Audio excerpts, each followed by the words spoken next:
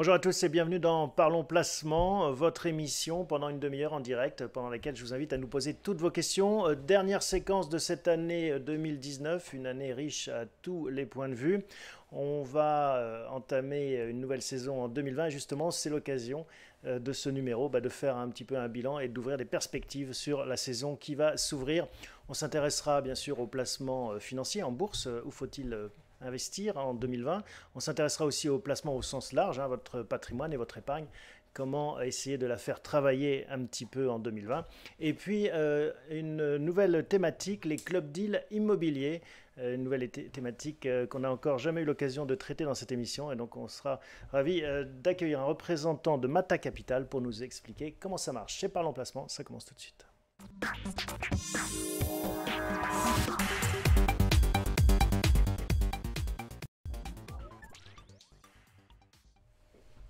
Bonjour Jonathan Lévy. Bonjour Thomas. 6000 points, on a touché en cours de séance hier ce niveau et c'est pas fini, l'année n'est pas encore terminée. Sur l'indice CAC 40, on n'avait pas vu ça depuis 2007, plus 26% pour le CAC depuis le début de l'année, c'est le champagne.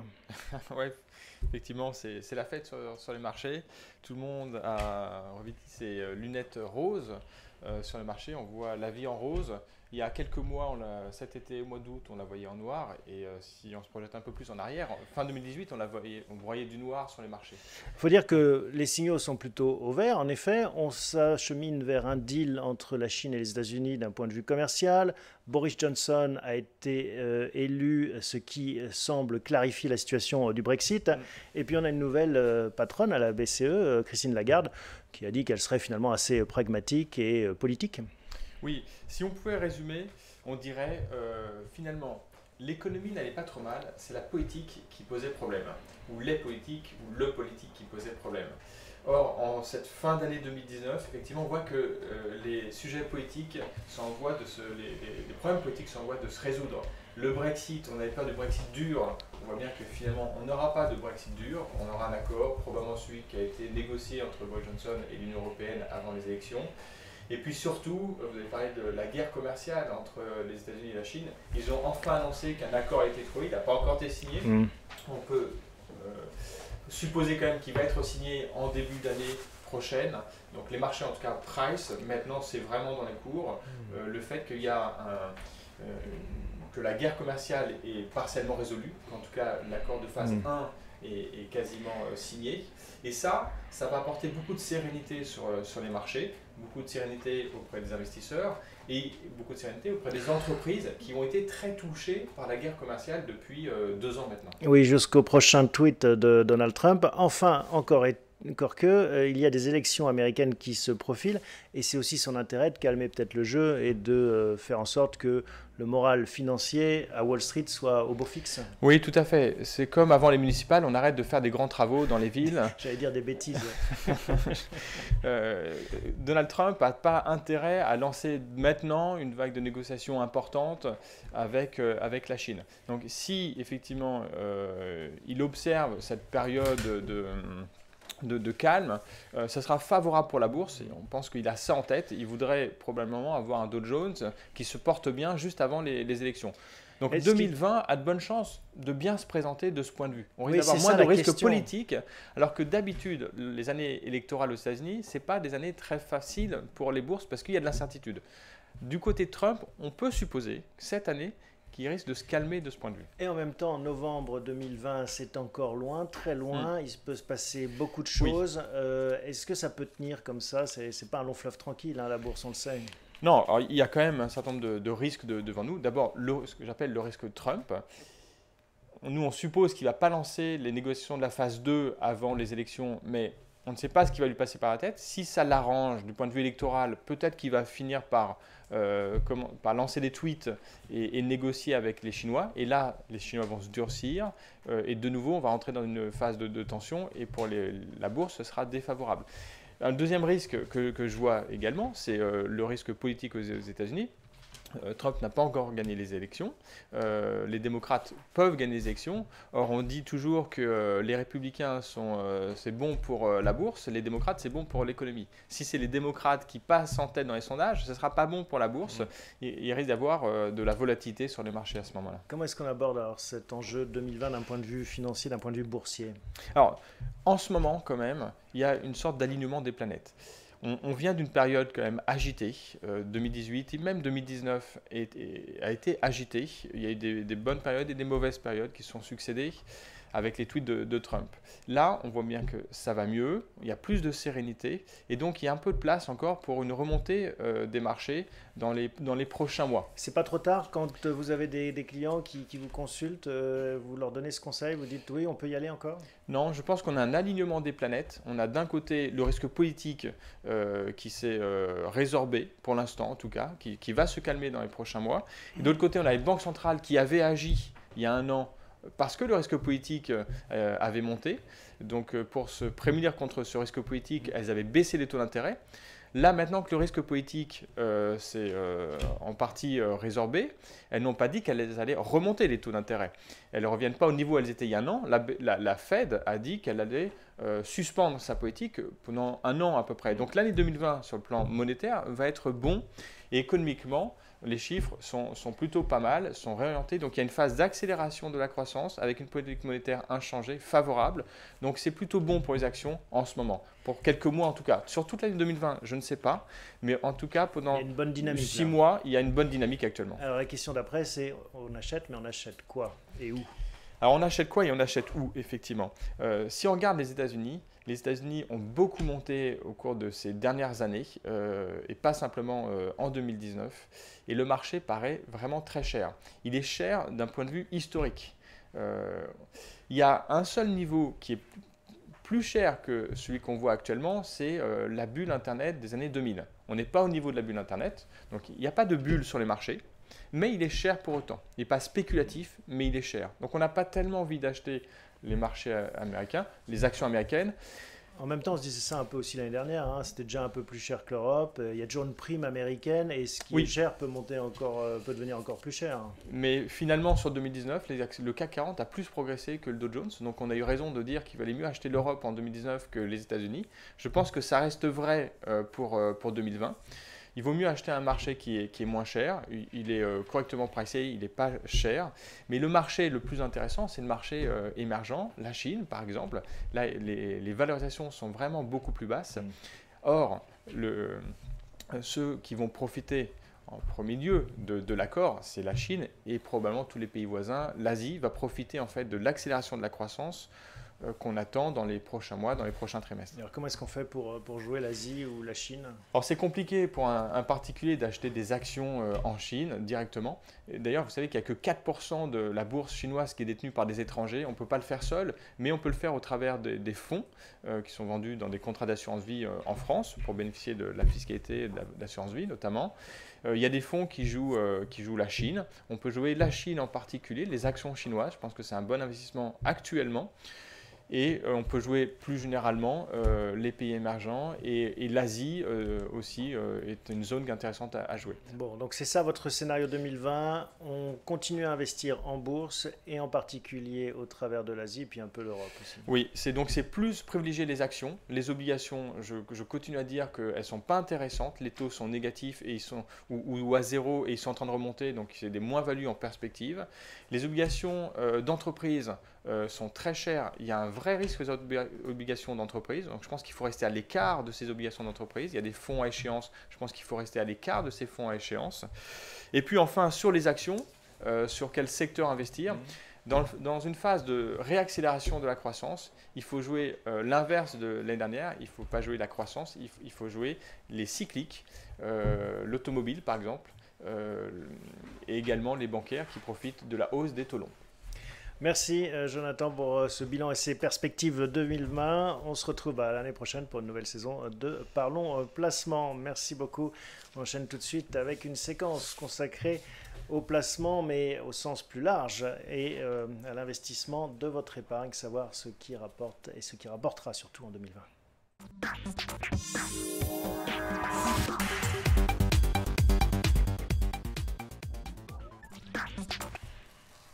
Bonjour Vincent. Bonjour Thomas. Heureux de vous accueillir. Alors, Ouais. vous êtes intéressé au placement financier des ménages depuis Ouais. quelques années. Vous avez regardé dans le rétroviseur et vous faites un constat qui n'est pas très étonnant en France, mais qui est quand même assez significatif. Je vous laisse nous le présenter. C'est le premier Ouais. graphique.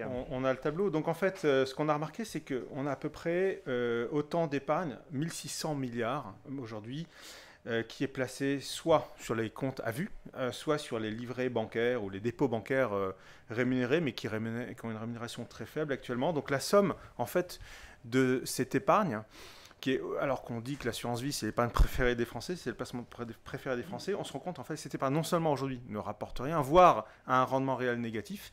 Et donc ça pose vraiment un problème. Moi, j'ai fait un Ce qui est petit calcul. intéressant dans ce tableau, c'est l'accélération. Hein, plus 40%, C'est ça, ouais, tout à plus fait. 65%, plus 24% sur les trois premiers graphiques. Donc ouais. numéraire et dépôt à vue, dépôt bancaire, assurance vie en euros, c'est-à-dire ce qui ne rapporte rien, comme vous dites. Ce qui rapporte rien. Alors, si on prend les dépôts bancaires et tout ce qui est dépôt à vue, ça fait à peu près, avec la perte liée au fait que l'inflation grignote quand même au titre de 1% par an cette épargne-là, mais en plus qu'on a un rendement réel négatif, c'est à peu près 16 milliards d'épargne qui disparaissent chaque année. Pour indication, le plan hôpital du gouvernement, c'est 10 fois le plan hôpital des fonds qui sont recherchés aujourd'hui pour faire en sorte que les hôpitaux puissent être à la hauteur de ce qu'on attend dans un pays comme la France. Et donc, je pense que c'est important que les gens considèrent qu'aujourd'hui, ils ont trop longtemps attendu, trop longtemps laissé de l'argent dormir.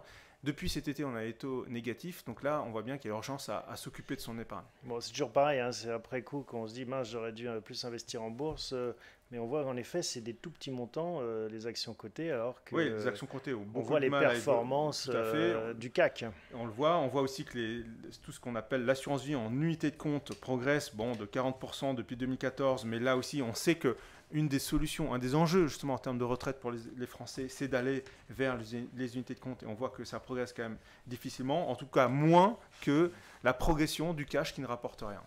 Alors, si on passe en revue vos conseils, hein, Ouais. un petit bilan 2019 et les conseils placement 2020. L'idée, c'est en Qu'est-ce que fait ce de serait retenir le portefeuille idéal. Voilà, 2-3 messages par grande enveloppe. Donc en fait, on a bien vu déjà que sur les fonds en euros en assurance vie depuis la fin de l'été, on a des communications très fortes d'éléments qui étaient déjà annoncés. Hein.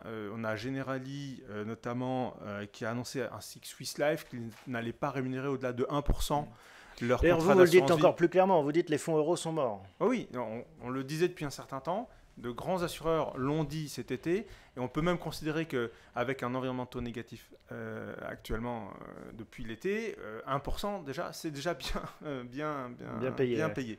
Donc en fait, sur les fonds en euros en assurance vie classique, nous on dit uniquement aujourd'hui, si on veut vraiment rester sur cette logique particulière française d'aller chercher de l'épargne garantie en capital à tout moment. Éventuellement, il y a encore les fonds euros immobiliers qui peuvent, comme on le dit depuis un certain nombre d'années, intéresser et qui peuvent constituer encore un socle de l'épargne. Mais les fonds euros classiques, bancaires notamment, parce que ce qu'on oublie de dire souvent, c'est qu'on l'avait fait l'étude l'année dernière, les fonds euros d'assurance distribués par les compagnies d'assurance rapportent un peu plus que les fonds euro bancaires. Donc les fonds euro bancaires vont rapporter probablement encore moins que la moyenne des fonds en euros qui sera peut-être autour de 1,5% cette année. Bon, donc voilà pour la partie fonds euros. Alors, les autres opportunités pour l'épargnant. Alors ensuite, on a l'habitude de proposer également à nos clients des solutions en produits structurés. Là aussi, l'idée... On rappelle ce que c'est un produit structuré. Ce sont des produits à formule.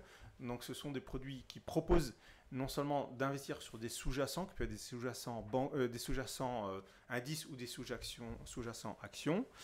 L'idée, c'est de proposer un rendement cible connu à l'avance, un échange d'une protection en capital qui peut évoluer en fonction du niveau de risque qu'on est prêt à prendre. Et les deux messages qu'on souhaiterait faire passer aujourd'hui sur ce type d'actifs, c'est qu'on peut aller chercher des rendements entre 4 et 6%, à condition d'avoir également en face une protection en capital qui peut évoluer entre 30 et 40% selon les 30 les et 40% de quoi alors on se protège contre la baisse des actions de 30 à 40%. Au-delà, on enregistre la perte des sous-jacents. Et ce qu'on dit également aujourd'hui beaucoup, c'est d'aller sur des produits avec des paniers d'actions équipondérés. Voilà un petit peu ce qu'aujourd'hui on est capable d'imaginer sur les produits structurés avec un objectif de ne pas dépasser 30% d'un portefeuille sur ce type de produit. Bon, bien sûr, on l'a compris, c'est toujours le même message. Pour avoir plus de rendement, il faut accepter un peu plus de risques. Exactement. Ensuite, la pierre papier est essentielle aujourd'hui, très visible en tout cas dans l'épargne des Français. Beaucoup considèrent d'ailleurs, on aurait pu enchaîner après les fonds en euros sur la pierre papier, parce que beaucoup d'investisseurs, d'épargnants se disent aujourd'hui, pour aller chercher du rendement, je vais aller sur la pierre papier. Ouais, c'est le nouveau fonds euro presque. Probablement, mais attention, il n'y a pas de garantie en capital, donc il faut en être bien conscient. C'est la garantie de l'immobilier, mais par contre, l'univers des produits s'élargit quand même de façon importante dans l'univers de la pierre papier. Et puis peut-être l'autre difficulté, c'est en effet le sous-jacent, c'est-à-dire les investissements en dur. Il faut avoir des immeubles avec des rapports qui sont en conséquence, ce qui n'est pas la même chose que des obligations, par exemple, d'État. Oui, complètement. Et là, en fait, ce qu'on constate, ce qui nous rassure quand même sur ce type de placement, c'est qu'aujourd'hui, les sous-jacents économiques, notamment dans l'immobilier de bureau, on le répète à longueur d'émission, mais c'est confirmé encore aujourd'hui, actuellement, c'est que non seulement les sous-jacents se portent bien, on a en Europe, à Paris, à Berlin, dans les grandes villes allemandes, une vraie pénurie de bureaux. Donc associer ça au fait qu'aujourd'hui l'économie se porte bien malgré tout dans ces pays-là, il y a une demande qui est forte, les loyers commencent à augmenter, les taux de vacances sont très faibles, donc plutôt on a des signaux verts sur la partie pierre-papier. Est-ce que... Allez-y, je ne vais pas vous couper. Non, ce qu'on dit aujourd'hui, c'est qu'effectivement il y a plusieurs solutions pour investir sur la pierre-papier.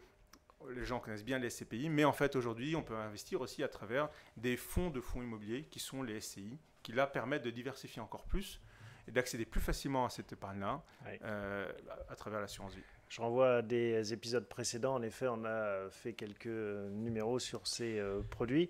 Un nouveau venu dont on a parlé il y a peu de temps, qui est né avec la loi Pacte, le plan épargne retraite, le PER. Alors tout à fait, on en a parlé d'ailleurs le mois dernier, me semble-t-il. Le PER est une logique aujourd'hui intéressante, qui répond vraiment à une attente forte et qui est devenue assez attractif à travers notamment la logique du choix entre sortie en capital ou sortie en rente. Des avantages fiscaux à la sortie ou à l'entrée ou à la sortie, bien entendu. Mais ce qui est intéressant là, c'est qu'aujourd'hui, un certain nombre d'assureurs ont bien saisi effectivement l'intérêt de cette solution-là. Il semble vraiment qu'il y a un mouvement, pour une fois, qui se traduise par une dynamique. Cependant, nous, la seule chose qu'on a envie de dire, c'est que probablement que l'offre va s'étoffer en 2020. C'est ça un peu notre message. Il y a déjà quelques solutions avec des supports, une offre de support très large, assez proche de ce qu'on trouve en assurance vie. Cependant, on s'attend en 2020 à avoir d'autres assureurs qui vont venir sur le marché. Et donc là, on sera en mesure de proposer une offre élargie et encore plus attractive que celle qu'on a pu trouver en fin d'année. Bon, on aura l'occasion d'en reparler. Et puis, dernier compartiment, Private Equity Assurance Vie. Voilà, alors cette année, un peu comme sur le PER, le plan épargne retraite, tout ça a été drivé par l'arrivée de la loi Pacte, qui a lancé pas mal de nouveaux piliers dans le domaine de l'épargne. L'autre pilier à côté du plan épargne retraite, c'est le fait que le private equity, donc investir sur des véhicules non cotés en bourse, est plus accessible maintenant à travers l'assurance vie. Et notamment, on a vu apparaître des produits qui ont notamment Primo Pacte, qui offrent une liquidité à tout instant. Cependant, ce qu'on se dit aussi, c'est qu'à travers la loi Pacte, effectivement, aujourd'hui, on peut investir de façon plus importante, on paye jusqu'à 50% au-delà d'un encours de 100 000 euros en assurance vie. Ça nous semble quand même probablement un peu risqué, donc il ne faut pas dépasser 10-15%. Ceci dit, cette dynamique-là nous laisse penser qu'en 2020, un certain nombre d'autres véhicules vont arriver sur le marché et permettront là de diversifier son épargne en private equity. Bon, on le comprend bien, c'est un univers qui est mouvant, qui bouge, qui s'adapte finalement à ces conditions de taux négatifs ou nuls. Complètement. Il y a des solutions, parce que c'est ce qu'on disait en début. Beaucoup de Français pensent qu'il n'y a pas de solution. Ouais, il y en a. Et il y en a, la démonstration est faite. On va voir le tableau qui résume tout ce qu'on s'est dit là. Et je vous invite à faire un petit arrêt sur image si vous regardez cette vidéo en replay, comme ça vous pouvez rentrer dans le détail. Et pour plus d'informations, bien sûr, allez sur le site bienprévoir.fr ou appelez directement les équipes qui vous donneront toutes les explications idoines. Mais on le voit en effet, beaucoup de choses se passent en termes d'épargne, de patrimoine, et il devrait s'en passer encore beaucoup en 2020. On sera là pour les proposer. Voilà, pour les commenter. Voilà. Merci Vincent. Merci, à bientôt. À l'année prochaine. Fin d'année.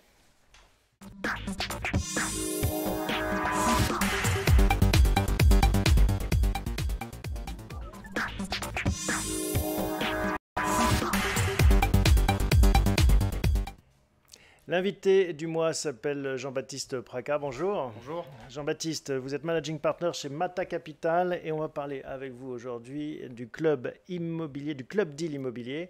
Alors c'est vrai que c'est quelque chose avec lequel monsieur, madame, tout le monde n'est pas forcément familier. On va peut-être rappeler déjà le principe générique d'un club deal. Alors c'est assez simple en fait, c'est proposer un investissement à un nombre restreint d'investisseurs qui vont acquérir ensemble un ou plusieurs actifs immobiliers. Et donc ces investisseurs, par l'intermédiaire d'un club immobilier, peuvent choisir leur actif et surtout bien mesurer les risques et la performance qu'ils souhaitent pour leur investissement. Ça se pratique ailleurs que dans l'immobilier, hein, dans le private equity et autres. En effet, ça porte bien son nom, c'est un club, donc un club de personnes qui se connaissent ou pas et qui décident en commun d'investir dans un projet. En général, c'est plutôt réservé à certains investisseurs qui ont plutôt les poches profondes, qui ont un peu de moyens. À partir de quel montant on peut envisager de faire partie d'un club deal? Alors exactement, ce sont des investissements qui sont plutôt proposés à une clientèle de professionnels ou assimilés professionnels. Donc vous pouvez investir, les épargnants peuvent investir à partir de 100 000 euros dans ce type de produit. Évidemment, la 100 000 euros, ça veut dire qu'on a de quoi comprendre ces produits. Exactement, il faut comprendre en fait, on va dire la logique financière, avoir réalisé également régulièrement des investissements financiers ou des investissements immobiliers. Donc ça n'est pas qu'une question d'argent. Si j'ai 100 000 euros et que je n'y connais rien à l'immobilier, vous me direz non, c'est pas pour vous. Exactement. Et c'est la société de gestion qui évidemment, sur une analyse des clients, décide ou pas si le client est éligible à cette solution. En général, c'est quoi l'intérêt justement de faire partie d'un club deal plutôt que d'investir dans des SCPI ou des OPCI classiques? Alors surtout dans ce contexte de marché. Aujourd'hui, on le disait tout à l'heure, le contexte de marché de valorisation élevée, le private equity est cher, les actions sont chères, l'immobilier également est cher. On le voit notamment sur les SCPI qui achètent de plus en plus cher. Choisir son actif, en fait, ça vous permet d'avoir des stratégies alternatives. Donc, on peut acheter sur un actif une solution, un investissement d'un vendeur qui est contraint et donc acheter dans des conditions assez attractives qui sont aujourd'hui plutôt réservées pour une clientèle institutionnelle. Et donc, au sein de notre société de gestion, nous sommes spécialistes en fait d'organiser des clubs deals d'investissement aux côtés des clients institutionnels. Donc, c'est ça votre métier, entre autres, hein, c'est de sourcer ces bonnes affaires. J'imagine que le principe est simple. Si on investit sur un seul deal, en effet, le rendement peut être plus élevé, mais bon, il y a plus de risques que dans un panier plus diversifié. Exactement, il y a plus de risques, mais comme on choisit en fait cet investissement, on peut mesurer le risque et donc faire le bon investissement. On parle de quelle rentabilité? C'est par rapport aux 4%, 4-5% de SCPI? Alors aujourd'hui, nous, nos club deals sont proposés en fonction du risque, bien évidemment, de l'investissement immobilier, mais on travaille plutôt sur des TRI entre 8 et 12% par an. Donc pour sortir du 10% en moyenne, comment est-ce que vous faites? Il faut bien acheter, vous le disiez? C'est ça, il faut bien acheter, il faut trouver des vendeurs qui sont contraints, qui sont obligés de vendre, qui ont besoin de vendre dans des calendriers restreints. Donc on profite en fait de la situation pour acheter un immeuble. Il y en a beaucoup, ça, moins cher. Des gens comme ça actuellement? Il y en existe régulièrement. On trouve, il faut trouver, aller sur le terrain, trouver ces vendeurs. C'est souvent des successions compliquées. Ce sont également des fonds étrangers qui veulent quitter la France pour des raisons parfois stratégiques et qui ont souvent des calendriers contraints. Et dès qu'on a un calendrier contraint, on peut rentrer à des prix assez intéressants. Donc bien acheter, c'est la première règle. Deuxième règle? Et la deuxième règle, c'est d'avoir une gestion extrêmement dynamique de l'actif. Et donc c'est ça qu'on organise chez Mata Capital, c'est avoir des équipes sur le terrain qui sont constamment en relation avec les locataires, qui sont très bonnes pour également réaliser des travaux, pas chers. Et puis c'est comme ça qu'on valorise l'immeuble ou le bien? Exactement. Dans ce contexte de marché, la performance aujourd'hui doit être majoritairement guidée par la création de valeur et donc par la croissance de la valeur locative. Il faut aller chercher ce loyer complémentaire et ne pas se suffire à acheter aujourd'hui un rendement. Est-ce que ça pourrait aller jusqu'à l'exploitation du lieu? Je ne sais pas, j'imagine on achète un hôtel et après on va jusqu'à le mettre exactement, en service. On l'a déjà réalisé au sein d'un investissement il y a maintenant 2 ans où on a investi pour le compte d'investisseurs professionnels mais également d'institutionnels dans un portefeuille de 45 hôtels en France où on détient à la fois les murs et le fonds de commerce des hôtels et donc évidemment la performance est bien plus intéressante pour les investisseurs. Alors je crois qu'en ce moment vous avez un programme en cours à Aubervilliers. Alors, exactement, Aubervilliers c'est une ville qu'on regarde avec grande attention parce que c'est au nord de Paris, au nord de Paris, ceux qui ne connaissent pas la géographie d'Île-de-France. Juste derrière le 18e arrondissement, qui est en fait un des derniers secteurs en friche de la région parisienne, où depuis de nombreuses années, en fait, la ville attend les transports en commun et vous avez l'arrivée du métro avec le prolongement de la ligne 12, vous avez le métro du Grand Paris, la ligne 15 qui arrivera entre 2025 et 2030. Et donc ce secteur va complètement se transformer avec le développement d'immeubles de bureaux, le développement de réseaux résidentiel, le développement de centres, on va dire, d'activité. Et donc on s'est positionné sur Aubervilliers, sur le premier centre d'activité d'Île-de-France qui développe à peu près 40 000 m², sur lequel on a un projet ambitieux de redéveloppement à long terme. Donc vous avez trouvé 40 000 m². Et c'est quoi? Ce sont des entrepôts? Alors ce sont 40 000 m² d'activité qui sont aujourd'hui loués à des grossistes. Il faut savoir qu'Aubervilliers, vous avez des grossistes qui sont dans le textile, mais qui sont aussi dans les matériaux de construction. Et donc nous, on prend en position sur une surface foncière très importante parce que c'est l'un des plus beaux fonciers de la ville, sur laquelle aujourd'hui on a un revenu récurrent avec 280 locataires, donc qui sont des grossistes, et qui donc génèrent un rendement assez intéressant parce qu'on investit aujourd'hui un taux de rendement net initial de plus de 7%. Cet actif a été développé dans les années 2006 et loué par les mêmes locataires depuis 2006, donc ce qui montre en fait la récurrence et la force en fait du revenu locatif, mais avec un énorme potentiel de redéveloppement parce qu'on pourra construire 3 fois la surface sur ce terrain après avoir sorti les locataires. D'accord, donc ça c'est la stratégie. Pour l'instant, vous avez un petit matelas de loyer qui tombe et l'idée c'est de leur proposer d'aller voir ailleurs et de redévelopper exactement dans une opération plutôt classique en bureau notamment. C'est un projet de combien? De quel montant? C'est un projet d'investissement de l'ordre de 220 millions d'euros sur lequel une ligne de financement de la Société Générale et d'autres banques va financer à peu près 60% de l'acquisition. Le solde, c'est 80 millions d'euros de fonds propres qui sont investis à 50% par des investisseurs institutionnels et à 50% également par des épargnants. Il faut savoir aussi que c'est le modèle de nos sociétés de gestion. Nous, en tant que managers, nous sommes fortement investisseurs sur nos opérations et nous allons investir un ticket très important sur cette opération. De quel ordre? De l'ordre de 2 millions d'euros. D'accord, donc ça c'est le modèle en effet du private equity où, comme on dit en bon français, you put your money where your mouth is, on met son argent là où on dit qu'il faut le mettre et vous suivez le mouvement. Si je suis un particulier qui a la chance d'avoir plus de 100 000 euros sur son bas de laine, je peux rentrer dans ce programme. Et alors vous pouvez rentrer directement, c'est au sein d'un OPCI professionnel, donc vous pouvez investir soit directement au sein de cet OPCI en souscrivant des parts de l'OPCI. Donc là c'est pas le club deal là. C'est un club deal, hein. C'est un club deal, c'est un investissement d'une durée de 8 ans, c'est-à-dire que vous avez une durée de vie maximum de 8 ans dans le véhicule avec une liquidation du produit par la vente en fait de l'actif à terme à un autre investisseur. Et puis vous pouvez également rentrer par l'intermédiaire de l'assurance vie au Luxembourg. Qu'est-ce qui se passe si ça se passe mal, si vous ne trouvez pas au bout de 8 ans un acheteur? Alors, c'est on va dire, l'investissement, et c'est une question qu'on se pose évidemment à chaque fois que l'on investit aujourd'hui en France, c'est surtout l'emplacement. Voilà. Aujourd'hui, on prend position dans un emplacement de premier plan, on prend position également sur un actif d'activité sur laquelle la demande locative est extrêmement forte, un actif qui aujourd'hui a une offre qui est largement inférieure à la demande, et donc en fait, on a une pérennité du revenu locatif, c'est ça qui est important. Donc, même s'il n'y a pas d'acheteur, il y aura des loyers qui tombent. Voilà, il y aura des loyers qui tombent, et quand vous achetez à 7% et que vous mettez un peu de levier financier de l'ordre, on va dire, de 50%, vous allez au moins générer une performance qui sera supérieure à 8%.